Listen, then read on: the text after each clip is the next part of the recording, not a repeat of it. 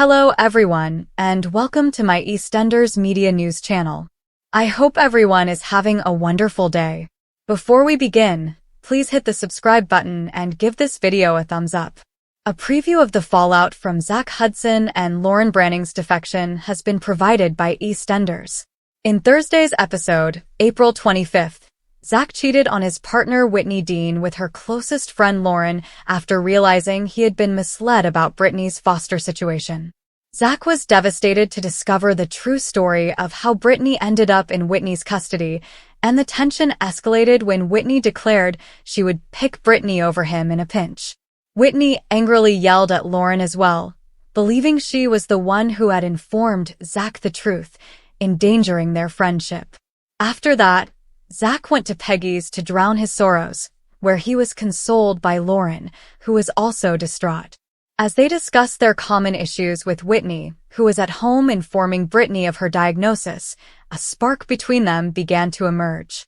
Zack and Lauren kissed passionately in the last minutes of the broadcast, and when the show resumes the following week, they will have to deal with the fallout. In Monday's episode, April 29th, Zack and Lauren discuss whether or not to tell Whitney about their shared sexual experience as they struggle with feelings of guilt. Zack will disappear since it's all getting to be too much for him, right before Whitney's stepmother Bianca Jackson appears. When Bianca returns to Milton Keynes, she is shocked to see how much worse things have gotten between Whitney and Zack. But will she discover the truth about Zack's major betrayal? Spoilers for Thursday's, April 25th, episode of EastEnders, which hasn't yet aired on BBC One, are below. In the most recent episode of EastEnders, Zack Hudson and Whitney Dean's story took a dramatic turn. In the last seconds of Thursday's visit to Walford, which you can see on BBC iPlayer, Zack and Whitney's closest friend Lauren Branning shared a passionate kiss. After Brittany's outburst over how she truly ended up in Whitney's care, Zack and Whitney's already precarious relationship has been put in limbo. Since coming back to the square last month, Whitney has been lying to Zack, telling him that she had done all the right paperwork and was now fostering Brittany, whom she had met in Milton Keynes. Actually, Whitney paid Brittany's mother Keely to have her taken away, and she has been refusing Lauren's constant requests that she tell Zack the truth about it.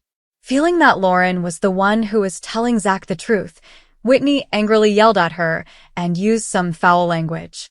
Whitney then made an attempt to clarify herself to Zack, but he was still incensed that she seemed to be more focused on Brittany than on him. When Whitney later told Zack that she would rather have Brittany than him in a pinch, things only became worse. Zack was devastated and went to Peggy's to drown his sorrows. Lauren consoled him there. With Sonia's assistance, Whitney made the decision to be honest with Brittany about her condition as feelings between Zack and Lauren began to blossom. Zack and Lauren were kissing passionately while Whitney tried to comfort Brittany over the news. A BBC presenter has made light-hearted jokes about the most recent major cliffhanger on EastEnders.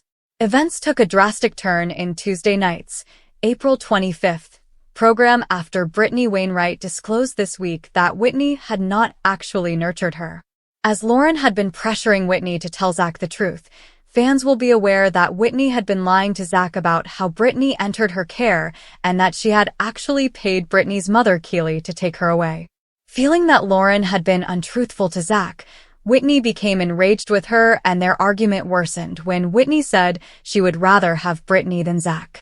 Zack later proceeded to drown his sorrows, and the program finished with the two kissing one another after Lauren consoled him. Two uneaten cartons of fish and chips are in the foreground of the episode's last shot, which depicts the couple's passionate moment in silhouette. "Ah, I can't believe that. What a waste of chips," the BBC announcer quipped as the credits rolled. Social media users thought the joke was hilarious, with one posting on X, previously Twitter, that it made him say, "I said the same thing to my dad as the guy at the end of the episode saying about the chips. I almost passed out at that point." Another person commented, "Wow, #EastEnders making an alleyway knee trembler a duff duff, and the link man can't believe the waste of chips." "What a waste of chips, I can't believe that too," said a third. BBC One airs EastEnders Monday through Thursday at 7:30 p.m. ahead of its TV airing. Most episodes of the show are available for streaming on BBC iPlayer, where they are released early. In the interrogation room at the police station, Rafe asked Brady if he wanted to call his attorney. "Not really," replied Brady. Rafe informed Brady that he understood Brady's desire to keep his son safe. "But I don't believe for a second that those drugs were yours," Rafe replied. Brady argued that they belonged to him. "You expect me to believe that you sat there the whole time while EJ was accusing and berating your son when you were the guilty one?" questioned Rafe. "I'm an addict. Addicts sometimes go to great lengths to get our fix," Brady stated. Rafe let out a contemptuous groan. Brady was informed by Rafe that Tate would seem more guilty as a result of his phony confession. But Rafe didn't think it was too late, as Brady claimed. "Assuming that Tate is telling the truth, he needs you. He needs you to help him fight this so that justice can be served," Rafe said. "Justice? EJ doesn't want justice. He wants blood, Rafe. So let him have mine," Brady replied. After leaving the room and entering the bullpen, Rafe ran into John. Brady had declined to have a lawyer, Rafe informed John. "I'm going to get him one. So just hold off on the questioning until I get the man here, okay?" John said. "It's not your call," Rafe remarked. After getting a cup of coffee, Rafe went back to the questioning area. Brady informed Rafe once more that he was against hiring a lawyer. "John's just doing the same thing that you're doing, Brady, looking out for his son," remarked Rafe. Where had Brady bought the medicines? Rafe wondered. Brady claimed that because he had been high, he could not recall.